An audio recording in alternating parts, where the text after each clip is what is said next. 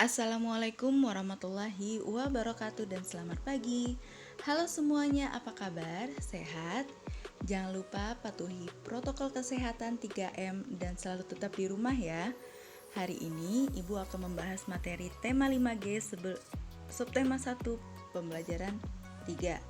Sebelumnya jangan lupa berdoa untuk memulai kegiatan dan aktivitas hari ini. Materi yang akan dibahas hari ini, masa penjajahan bangsa Portugis di Indonesia, masa penjajahan bangsa Belanda di Indonesia, politik divide et impera, perlawanan-perlawanan terhadap penjajahan bangsa Portugis, perlawanan-perlawanan terhadap penjajahan bangsa Belanda, dan menjelaskan faktor terjadinya keragaman budaya di Indonesia.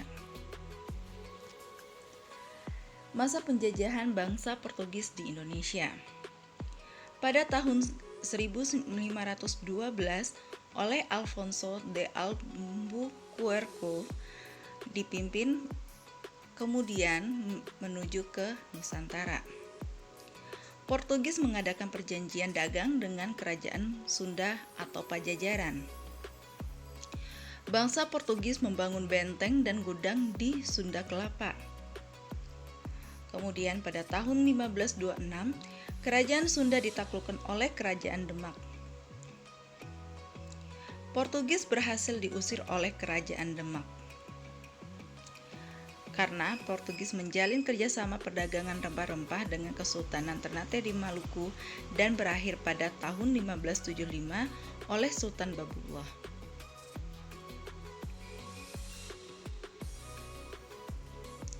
Masa penjajahan bangsa Belanda di Indonesia. Pada tahun 1559 yang dipimpin oleh Cornelis de Houtman di Banten, karena sikap Houtman dan awak kapal kasar akhirnya diusir dari Banten. Akhirnya pada tahun 1598 sampai 1600, Belanda mengirimkan ekspedisi kedua yang dipimpin oleh J.V. van Neck sampai ke Banten dan Maluku. Sekitar tahun 1600-an, bangsa Portugis berhasil diusir dari Kepulauan Maluku sehingga Belanda memonopoli perdagangan rempah-rempah di sana.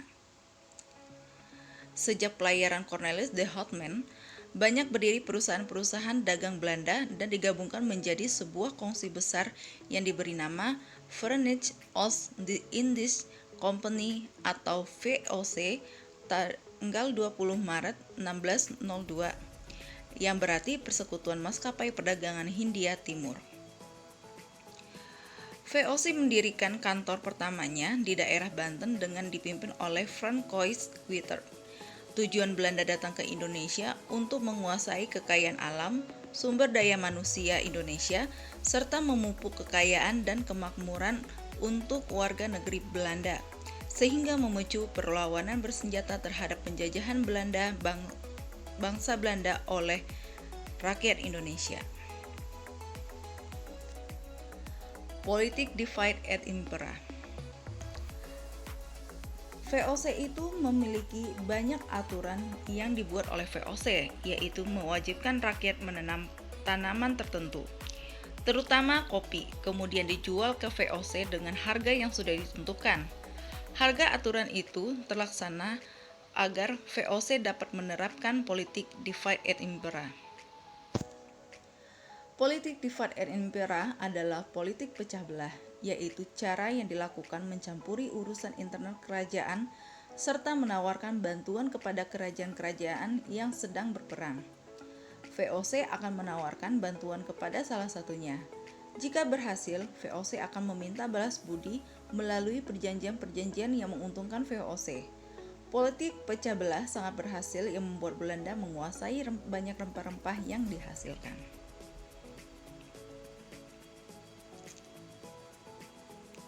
Perlawanan-perlawanan terhadap penjajahan bangsa Portugis. Yang pertama, perlawanan Kesultanan Ternate. Awal perjuangan rakyat Ternate menentang Portugis dimulai di bawah pimpinan Sultan Hairun pada tahun 1534 sampai 1570. Sultan Babullah, anak Sultan Hairun bersama rakyat Ternate berhasil mengusir Portugis dari Maluku pada tahun 1575. Perlawanan Kesultanan Demak di bawah pimpinan Pati Unus atau atas perintah Sultan Demak, Raden Patah, Kesultanan Demak menyerang Portugis di Malaka. Di bawah pimpinan Fathahillah, Kesultanan Demak berhasil mengusir Portugis dari Sunda Kelapa. Yang ketiga, perlawanan Kesultanan Aceh. Perlawanan Portugis di bawah pimpinan Sultan Iskandar Muda. Perlawanan-perlawanan terhadap penjajahan bangsa Belanda. Yang pertama, Sultan Agung dari Mataram. Yang kedua, Sultan Iskandar Muda dari Aceh. Yang ketiga, Sultan Hasanuddin dari Kerajaan Gowa, Sulawesi Selatan.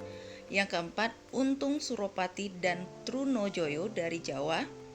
Sultan Ageng Tirtayasa dari Banten. Patimura dari Maluku. Sultan Badarudin dari Palembang. Tuanku Imam Bonjol dari Minangkabau. Pangeran Diponegoro dari Jawa. I Gusti Ketut Jelantik dari Bali. Pangeran Antasari dari Kalimantan. Teuku Umar, Teuku Cikdiro, Cut Nadin dari Aceh. Anak Agung Made dari Lombok. Sisinga Mangaraja dari Tapanuli. Menjelaskan faktor terjadinya keragaman budaya di Indonesia. Ada 3 faktor. Yang pertama, Indonesia merupakan negara kepulauan dengan lingkungan alam yang beragam. Yang kedua, beragamnya suku, bangsa, dan ras yang ada di Indonesia. Yang ketiga, pengaruhnya kebudayaan.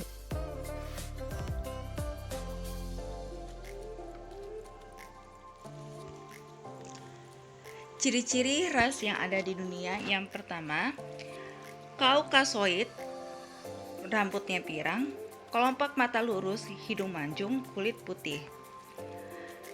Yang kedua, Mongoloid, contohnya ciri-cirinya adalah rambut berwarna hitam, kelopak mata berlipat atau disebut mata sipit, hidung kecil, kulit berwarna kuning hingga kecoklatan.